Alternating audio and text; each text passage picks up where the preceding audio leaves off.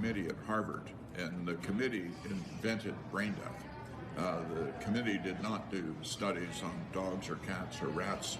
They didn't collect data on human beings. They just invented brain death. And they had no patient data. They had no basic science studies.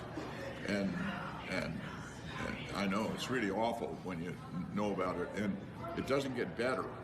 It keeps getting worse after that. Then a lot of people think that brain death means flat brainwaves. They're not even required to do brainwave testing. The way they did that, they studied 9 patients, and 2 of the 9 still had brainwave activity. And then they concluded no longer is it necessary to look at brainwaves, so it's not required to look for brainwave activity. So when they're doing the transplantation on people they say are brain dead, they're all alive. They're all alive Yeah. and completely recoverable. They're all alive. You cannot. So they're harvesting organs out of people who are in some way conscious. They just can't communicate. It's one thing not to demonstrate consciousness, and then we use words like unconscious. But unconscious does not mean that there's no consciousness. It just means that we do not observe consciousness, and there's a difference. So it's like a subjective.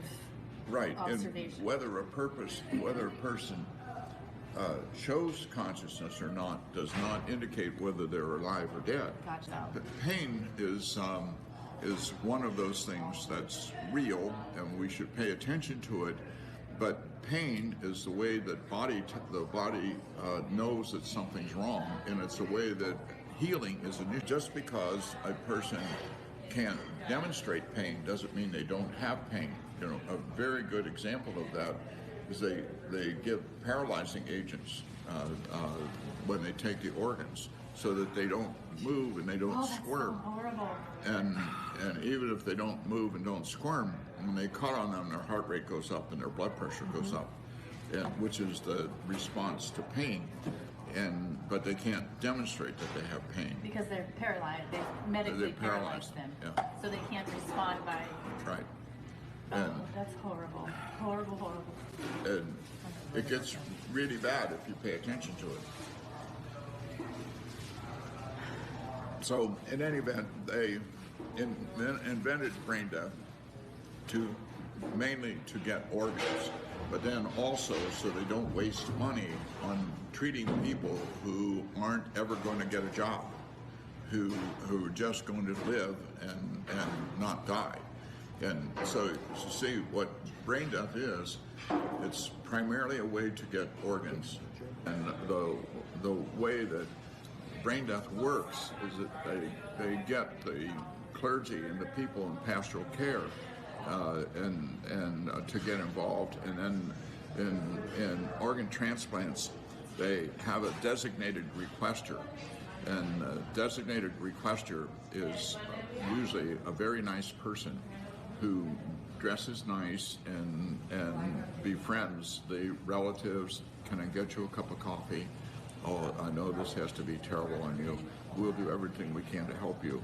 And all of that is part of getting them indoctrinated procurement to get their to get their organs. And I need to go take a shower.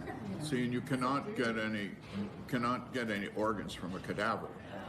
Every organ that's transplanted is a healthy organ, and you can only get healthy organs from living persons. You cannot get any organs for transplant from a cadaver.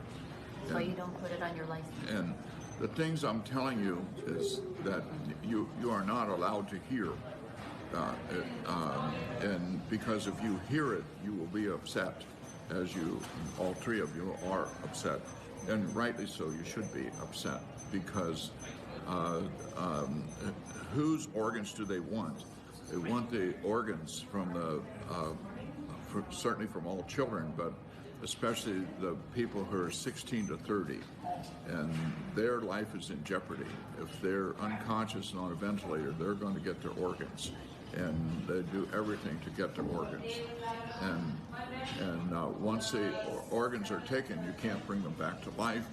And so what they do is they tell the relatives, well, you know, your daughter Sally would really like to do something good, and this is a way to make something good out of this tragedy,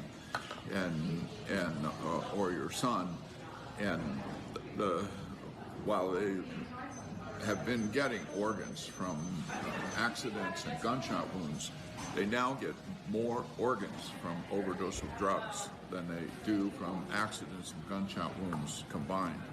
There are 8 deaths a day from overdose in Ohio, and they get their organs is what they want, and so what are they doing? They're giving the policemen the Narcan to counteract the drug, which gets them into the emergency room, but it doesn't save their life. It gets them in the emergency room, and they still get their organs. And so... It's so diabolically disgusting. Oh, it really is. See, it's so bad. It makes sense